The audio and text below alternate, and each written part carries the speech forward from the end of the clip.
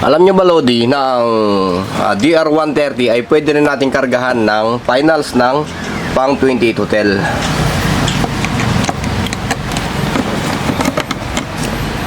At nakakapagpalabas din tayo dito hanggang 50 na power output. Depende na lang din sa batak nyo sa power supply.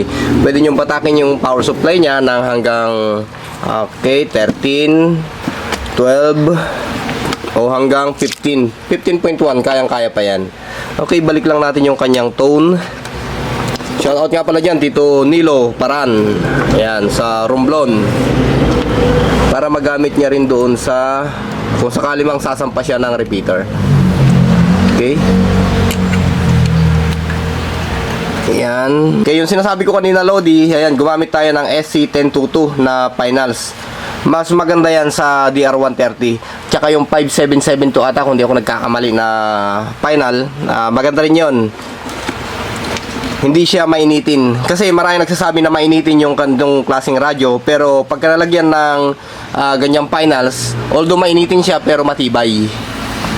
Kahit yung dating finals nito na SAB17 o kaya SAB o SC1091, ibang-iba na siya kumpara dun sa finals na nilagay natin dito na 1022. Ibang-iba na yan.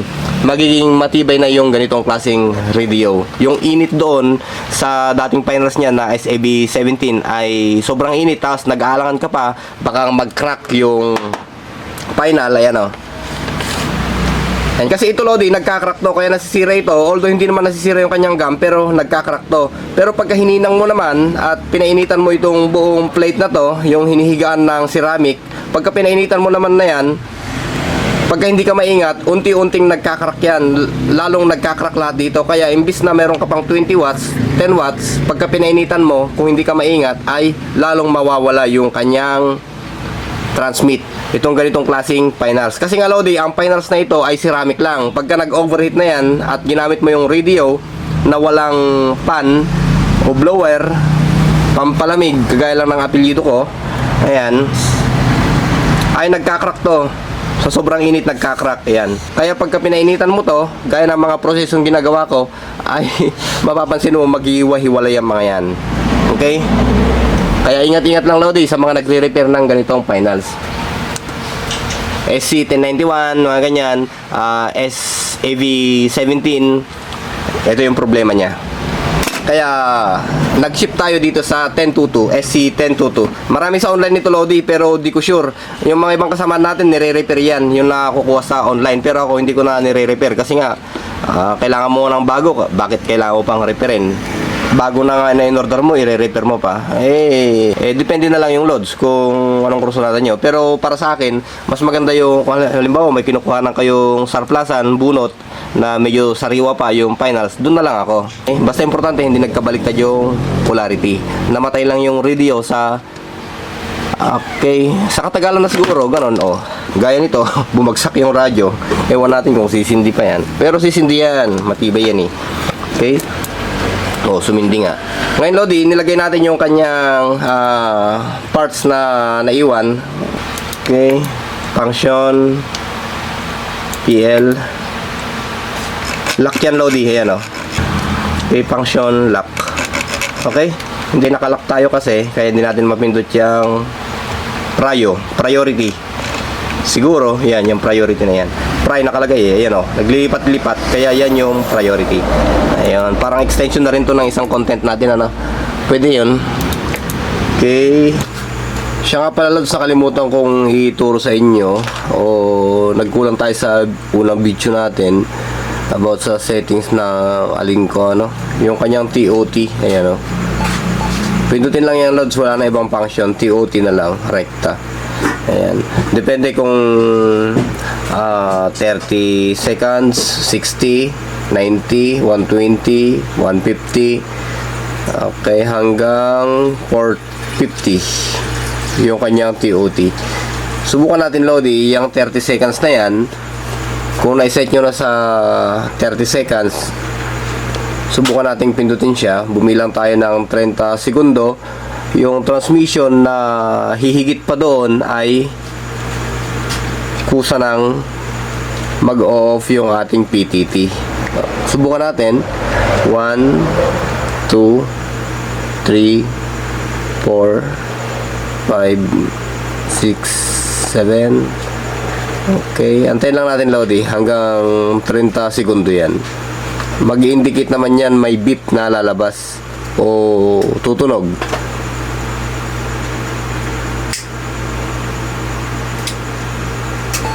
Ayun o.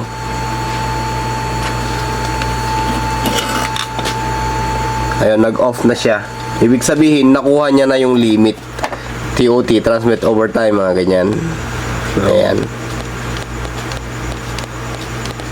Ngayon naman, Lods. Okay, ano pa ba yung hindi ko na ituro sa inyo? Yun lang naman, Lodi. Yan, hindi ko na ilapat doon sa isang video natin. Pupunta naman tayo, Lodi, sa tinatawag na encode. Ayan. Okay, check natin yan. So bali wala tayong tone, wala tayong susi. Subukan naman natin dito sa kabilang radio, portable radio. Okay, hanapin natin yung receive tone nya. Okay, enter. Ayan. I-off natin muna ito. Ayan. Sound check. I-on natin, i-activate natin, enter. Ayan. Sound checking.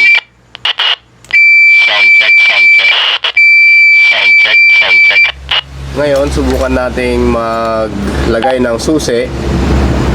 Menu.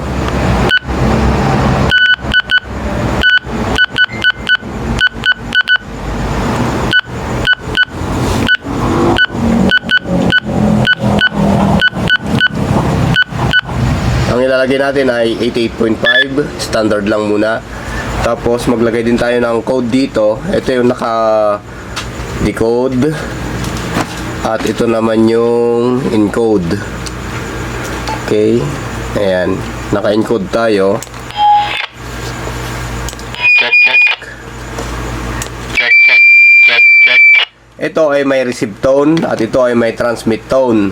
Kung tatanggalin natin yung transmit tone ng radyo na to,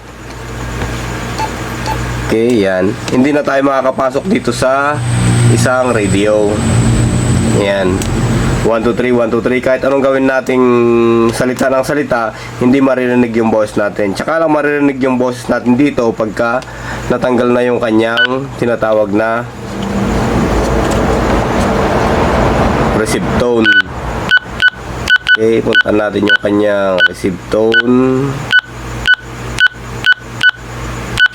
Ayan, receive tone. Check, check, check. Check, ayan. Habang nagsasalita tayo, ay i-enter na natin yan.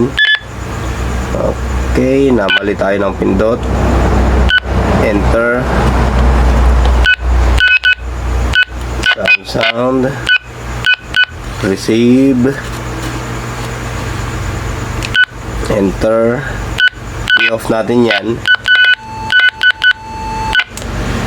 Okay, nag-TOT tayo. Sound, sound, sound. Check, i-enter natin yung off. 1, 2, 3, 4. Ayan, nakapasok na tayo, Lodi. Ayan.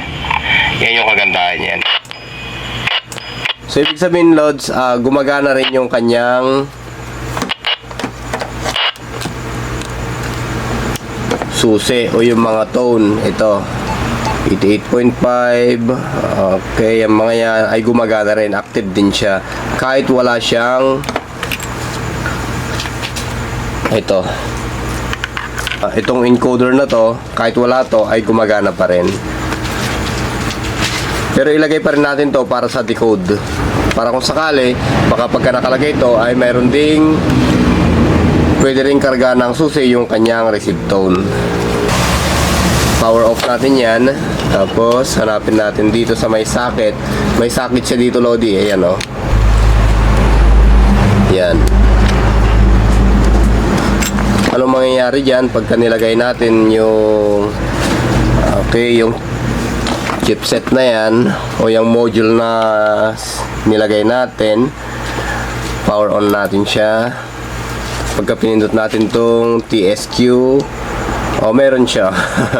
Nagkaroon siya ng decode. Nagkaroon din ng resibto nito. Kanina ito lang eh, naka-encode lang siya. Pero nilagay natin yung module na yon ay naging DAC na siya. May decoder na siya. Encoder tsaka decoder. Okay? Kaya importante din to, Lodi. Ayan.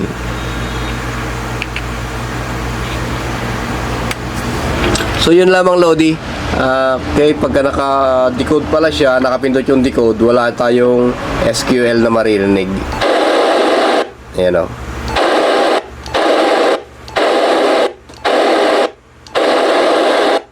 Okay.